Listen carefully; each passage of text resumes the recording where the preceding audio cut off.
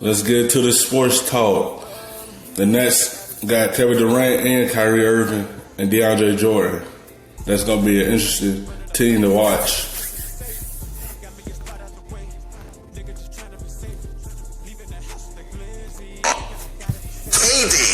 Welcome to Free Agent Fever, presented by AT&T. Jared Greenberg, Steve Ashburner, Tom Penn.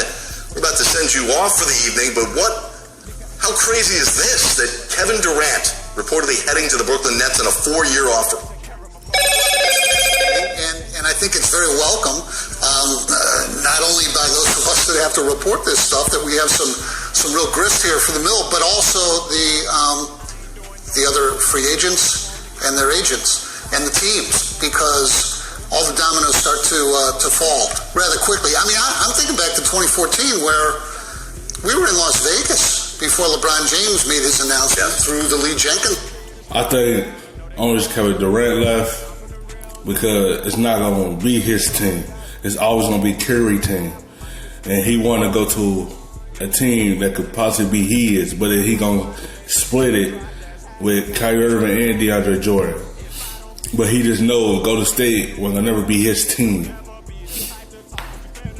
Story that he was actually going back to Cleveland. So this is fast. Let me give you this update, too, from ESPN. Not only are the Nets getting Kyrie and KD, but also DeAndre Jordan is going to join them, according to ESPN, in Brooklyn. We also mentioned Garrett Temple going to Brooklyn as well. Man, they've been busy. Look, this is a huge victory for the Nets in terms of the plan worked. They look good on paper. Don't get me wrong about that. But the Nets got good overnight. I think they're gonna be a solid team this year. You know, they got some good free agents came in. Had a good year, and it attract players to go up there and play. They're going to be an interesting team to play and watch.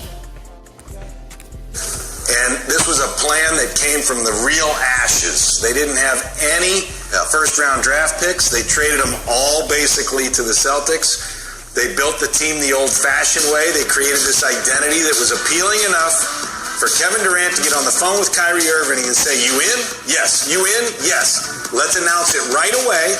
Let's get it out, and then let's get everybody to come with us." So Garrett Temple says, "Okay, I'm in." DeAndre Jordan says, "Heck yeah, I'm in."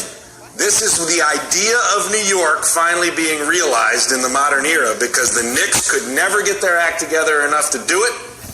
Brooklyn got their act together. Yes, Brooklyn got their act together. The Knicks is going to build through their young players. They still ain't figure it out. That's why they track no players. That's why Porzingis wanted to leave, because they know he wasn't going to get another star to come with him to play for the Knicks. Knicks still trying to figure it out. Hope they keep Fizdale as their coach, but we never know with the Knicks. Together, Brooklyn is on the rise, and this will be a big deal in the big city. And what does it say about the way Sean Marks built this culture with the foundation of, we're not going to tank, we're going to try and develop young players, we're going to put in a coaching staff that can develop and grow these players, and all while clearing the space to make us one of the most attractive destinations right now. The most attractive destination appears in the NBA.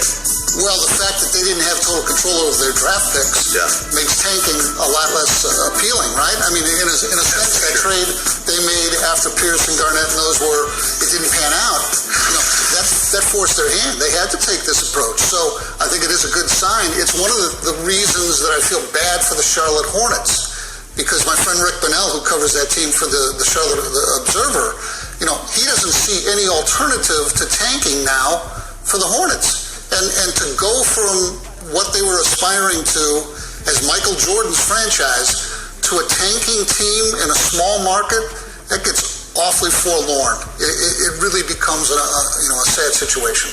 Look, there's so much focus on trying to build a championship team. You know, like this, it's championship or bust. There's a certain element of just building your team the right way and playing the right way and trying to actually just win.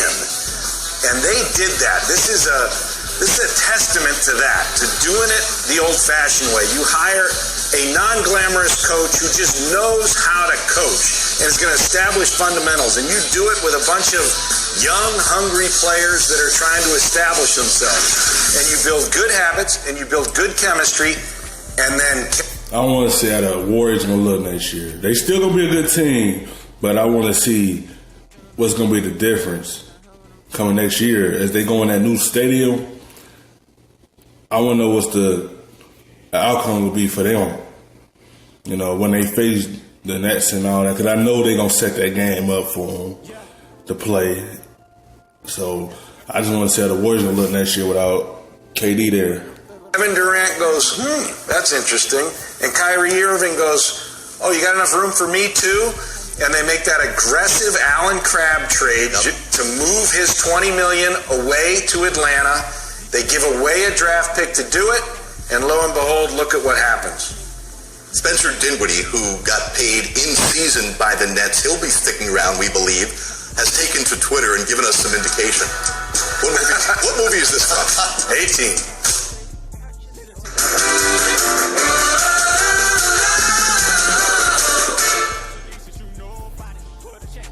This is what coverage looks like. This is what coverage feels like. But you don't have insurance coverage. You let it lapse. Don't worry. Oh, the A-team. Yeah, that's the A-team right there. The Nets, when the plan comes together. Unbelievable. The Nets looking like they're getting Kevin Durant, Kyrie Irving, DeAndre Jordan. You don't have Kevin Durant for the first season with the ruptured Achilles. How much of a player are the Nets now, and how much of a player will they become, Ash? Well, we have yet to see what Kevin Durant will be when he comes back, what kind of player he will be. Worth the risk, though, for the Nets? Definitely worth the risk, no doubt about it. I mean, if you get Kyrie in there now and you bring Kevin Durant back and everybody is bought into the whole thing about promise and potential and where that team is headed, while the Knicks are apparently not, yeah, I think it's very much worth this. I think they're on the path to being pretty darn good this year. I mean, they're going to be a playoff team in the mix. They've upgraded their best player, their best active player in Kyrie Irving. DeAndre Jordan comes, he's a real deal center. We know he can't shoot free throws and has other issues, but he can sure block shots, rebound, run, and have fun. And he'll probably still come off the bench with Jared Allen. Yeah, Jared Allen's a great young big, and then you've got LeVert, and you've got Dinwiddie, you've got a lot of core players, plus some depth beyond that you've seen in the other graphic. So they got a team. They got that same core identity, and they're not done yet, right? We'll see who else comes. Better day. Go ahead, Ash. Are these guys they're bringing in Kyrie and KD, are they going to make those other guys better still? Right. That's the other thing. I mean, they'll develop on their own, but they could become better players by virtue of simply being with those stars. Better night for the Nets and their fans, or worse night for the Knicks and their fans? It's the afternoon. The night hasn't even started. I think this is the ultimate taking of New York.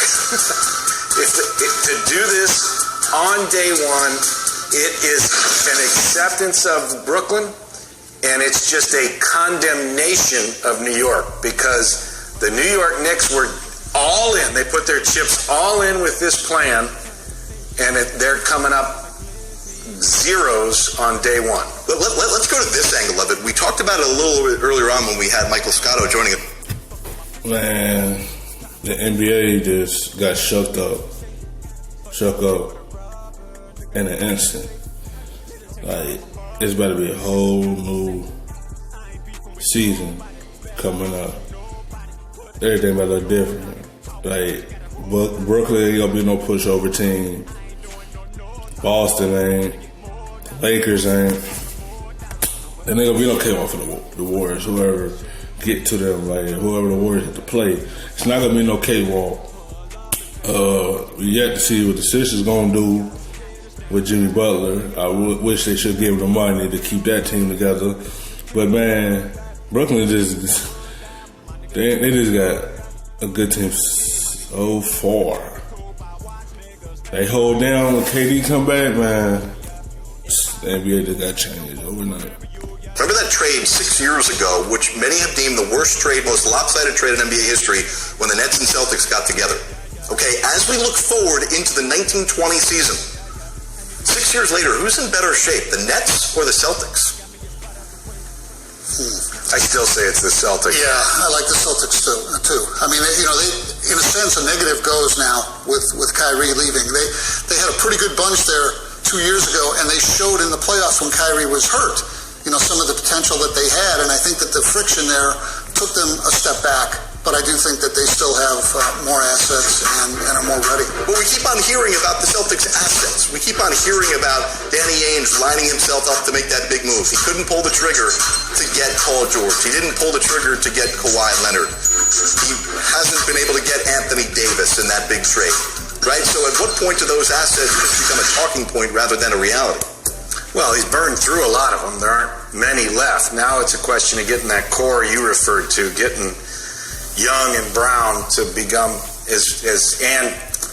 and Walker to become what they had in McHale, Parrish, and Bird. But the point of it is, look how quickly things have changed for the Nets. See, I just said it. How quickly the Nets had changed. But I want to see how Boston gonna be. Kim was similar to Kyrie Irving the same way. They play the same way to me.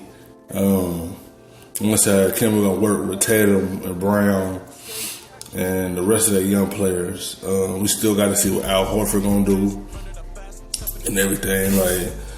We got to see. It's in their fortunes, right? Kyrie Irving, even with the issues he may have had in Boston last year, and Kevin Durant going to be out for at least a year with a ruptured Achilles, we're still looking at the Nets franchise totally different today than we were just a few moments ago, Tom. For sure, this is a game changer.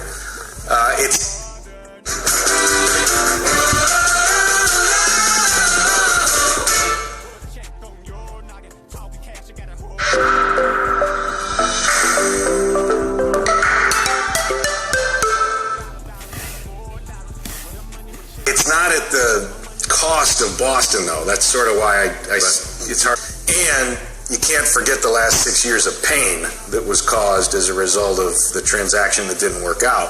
But as far as a fresh start, a new direction, a game-changing day, this is significant in Brooklyn. Ash, final words? Yeah, I guess I'm out of here. Thank you very much. You don't have to go home. It's a net game. Why don't we just go with that, right? Oh, I like that. Is that the headline? A massive. The biggest day in Nets history. The reports tonight, Kevin Durant, Kyrie Irving, and DeAndre Jordan all going to Brooklyn to join the Nets. The frenzy has officially gotten underway with less than an hour to go until the official start of Free Agency 2019. This is Free Agent Fever presented by AT&T. TV, Tom Penn, Steve Ashburner, Jared Greenberg. Okay, so Kevin Durant, the first big shoe is going to drop tonight. We also know, listen, Kevin Durant is going to miss the entire first year of his contract. Okay, so Tom, who's in play now for Kevin Durant's services when he announces tonight? Who is sitting on the edge of their chair? So he could go back to Golden State. He's got about 58 million reasons to do that because he can get a 1-year extension longer, and it totals 58 million more. But I'm going to assume he's on the move. And if he's on the move, it's a question of Durant and. Because if he's going to make that quick of a decision, he's confident somebody's coming with him or he's joining something good. So I'll say he's